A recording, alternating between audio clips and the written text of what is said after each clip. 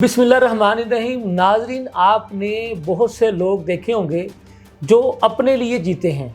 लेकिन मेरी नज़र में और हमारे दीन इस्लाम की नज़र में भी आपको पता है कि बेहतरीन शख्स वो होता है कि जो दूसरों के लिए ज़िंदगी का बायस बने, जो दूसरों के लिए इल्म की शम्मा रोशन करे। आपने इल्म बेचने वाले, जिनको हम अब एजुकेशन माफिया भी कहते हैं, बड़े बड़े स्कूलों कॉलेजेस वाले, आपको पता है, जो कि बड़ी बड़ी फीसें लेकर के वालिदैन का खून निचोड़ने तक भी चले जाते हैं, लेकिन उनमें से एक ऐसे हीरे को आज ढूंढ कर हम अपने लम्हा न्यूज़ के नाज़रीन के सामने लेकर के आए हैं कि जो सिर्फ़ और सिर्फ अल्लाह की रज़ा के लिए तालीम की रोशनी झुग्गियों में जाकर फैलाने का बायस बन रहे हैं, और झुग्गियों में बसने वाले, झोंपड़ियों में बसने वाले बच्चों को इल्म की तालीम से रूशनास करवाने का अल्लाह ताला ने इनको जो है वो कह लें बेड़ा सौंप दिया है। और इनका ये मिशन है, ये मकसद है कि झुग्गियों में बसने वाला,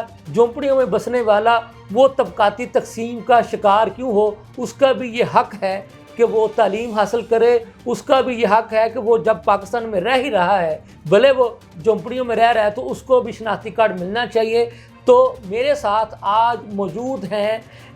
चेयरमैन झुग्गी तालीम फाउंडेशन के बानी जनाब मुबशर हुसैन चांद साहब। इन्होंने अब तक अपनी इस NGO के तहत, अपनी इस फाउंडेशन के तहत क्या क्या कारनामे सर अंजाम दिए हैं, कितने बच्चों को तालीम से जो के जेवर से आरास्ता किया है, और क्या इनके टारगेट्स हैं, कितने बच्चों को ये तालीम के जेवर से आरास्ता करना चाहते हैं, और कितने सालों तक ये अल्लाह के हुक्म से अपने मिशन में कामयाब हो जाएंगे। तो ये सब बातें, इनका मिशन, इनका प्रोग्राम इन्हीं से सुनते हैं। तो अब मैं ओवर टू मुबशर हुसैन चांद साहब। जी मुबशर साहब। बिस्मिल्लाहिर्रहमानिर्रहीम। सबसे पहले तो मैं आप लोगों का शुक्रिया अदा करता हूँ कि आपके तवस्सुत से हमारा पैगाम जो है दूसरे लोगों तक पहुँचेगा, और अल्हम्दुलिल्लाह हमारा ये झुग्गी तालीमी प्रोजेक्ट पाकिस्तान में आबाद 2 करोड़ से ज़ायद खाना बदोशों को उनके लिए शुरू किया गया है। और हमने इसका आगाज़ कोट लखपत रेलवे स्टेशन से 2014 में किया था। तो बिल्कुल इसी तरह था कि उन लोगों को यकीन नहीं आ रहा था। हम ईद वाले दिन उनसे ईद मिलने गए और हमने उनसे बातचीत की कि हम आपके बच्चों को पढ़ाना चाहते हैं और हम आपसे ईद मिलने आए हैं। उन्हें इस बात का यकीन नहीं आ रहा था कि आप लोग हमें झोंपड़ियों में ईद मिलने आए हैं, जबकि लोग अपनी खुशियों में मगन हैं और आप झोंपड़ियों में आ गए। तो अल्हम्दुलिल्लाह हमने उन्हें इस बात का एहसास जो है वो दूर करने की कोशिश की, उनका एहसास महरूमी जो था उसको ख़त्म करने की कोशिश की। हमने उनसे कहा कि आप हमारे मुसलमान भाई हैं और आप सबसे बढ़कर एक इंसान हैं, तो इंसानियत का मर्तबा और मकाम बहुत बड़ा है। हमने उनसे बातचीत की कि हम आपके बच्चों को पढ़ाना लिखाना चाहते हैं। हम चाहते हैं कि आपके बच्चों को माशरा वही इज़्ज़त दे जो हमें देता है, और आपके बच्चे बावकार शहरी बनकर ज़िंदगी गुजारें। तो वो कहने लगे, जी हमारे पास तो रोज़ी रोटी के लिए पैसे नहीं होते, और रोज़ी हम अपनी वो बड़ी मुश्किल से पूरी करते हैं, तो हम तालीम कैसे हासिल कर सकेंगे।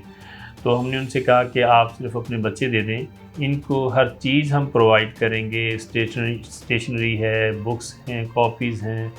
और दीगर जो चीज़ें हैं सारी हम फराहम करेंगे। तो इस पर वो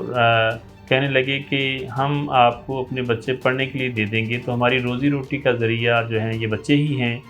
तो ये भीख मांग कर लाते हैं, कूड़ा करकट इकट्ठा करते हैं, तो हमारी रोज़ी रोटी चलती है। तो हमने उनसे कहा कि आपके बच्चों के पास जो टाइम फ्री हो वो ही दे दें।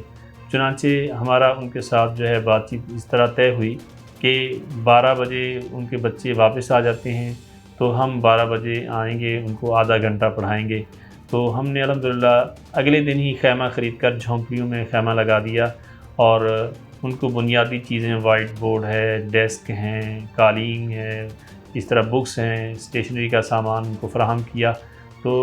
3 दिन में उनके वालिदैन ने कहा कि हमारे बच्चों में बड़ी तब्दीली आई है, हमारे बच्चे बिस्मिल्लाह पढ़ के खाना खाते हैं और अस्सलाम वालेकुम कहते हैं, اور اسی طرح امی جی ابو جی کہتے ہیں تو بڑے ادب سے بلاتے ہیں، تو ہمارا حوصلہ بڑھا کہ اگر ان بچوں کو پالش کیا جائے تو یہ تو بہت جلد مطلب ایک ان میں تبدیلی آ سکتی ہے۔ ہم نے اس دائرہ کار کو آگے بڑھایا تو لاہور کی مختلف خانہ بدوش آبادیوں کا وزٹ کیا اور وہاں جا کر انہیں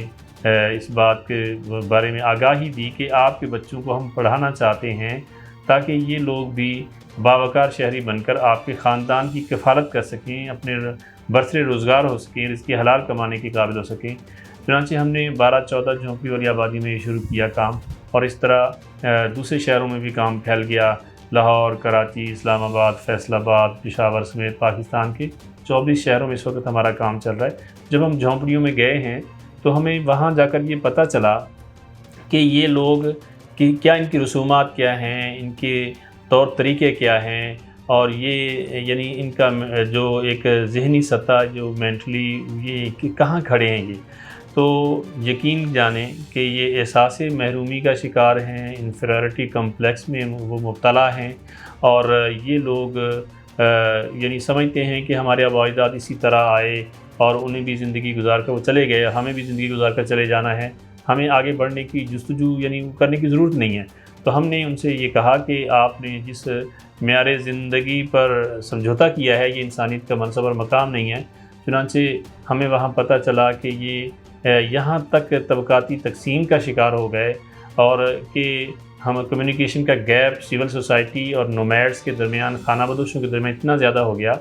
کہ ہم ان کی خوشی غمی میں نہیں آتے، وہ ہمارے ہاں نہیں آتے، حتیٰ کہ انہوں نے اپنے مردوں کو بغیر جنازے کے دفن کرنا شروع کر دیا، بغیر نکاح کے بچیوں کو رخصت کرنا شروع کر دیا، اور اسی طرح مسجدوں سے دور ہو گئے، تعلیم سے دور ہو گئے، ان کے آئی ڈی کارڈ نہیں ہے، ان کی شناخت نہیں ہے، قومی شناخت نہیں ہے جس کے ذریعے سے وہ پاکستان کے جو ریاستی وسائل ہیں ان سے مستفید ہو سکیں،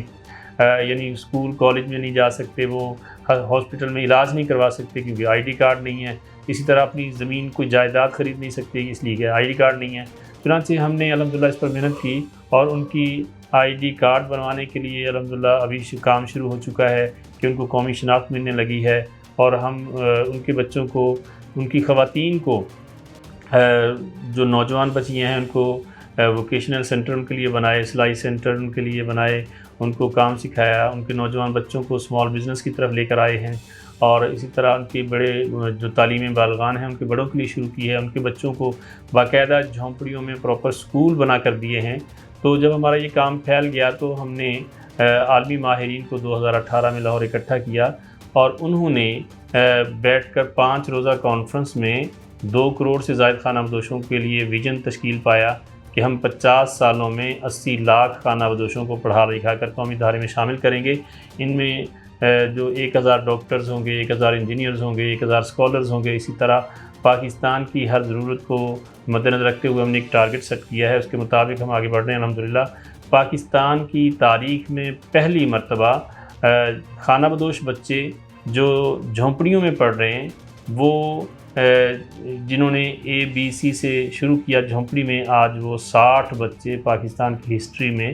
میٹرک میں انرول ہو رہے ہیں۔ ہمارے پاس 5-5.5 ہزار بچے اس وقت زیر تعلیم ہیں، اور جو لاہور، کراچی، فیصل آباد کے مختلف اسکولوں میں پڑھ رہے ہیں، جو جھونپڑیوں میں ہی اسکول قائم ہیں، اور اسی طرح 8,000 بچے ہمارے اس سے مستفید ہو چکے ہیں۔ ہم انشاءاللہ اپنے 50 سالہ ویژن کے تحت جو ہم نے 80 لاکھ لوگوں کو پڑھا لکھا کر قومی ادارے میں شامل کرنا ہے، ہم سمجھتے ہیں کہ آنے والے 10 سالوں میں یہ پاکستان کی منفرد تعلیمی تحریک بن جائے گی، اور آنے والے 25 سالوں میں ہم انشاءاللہ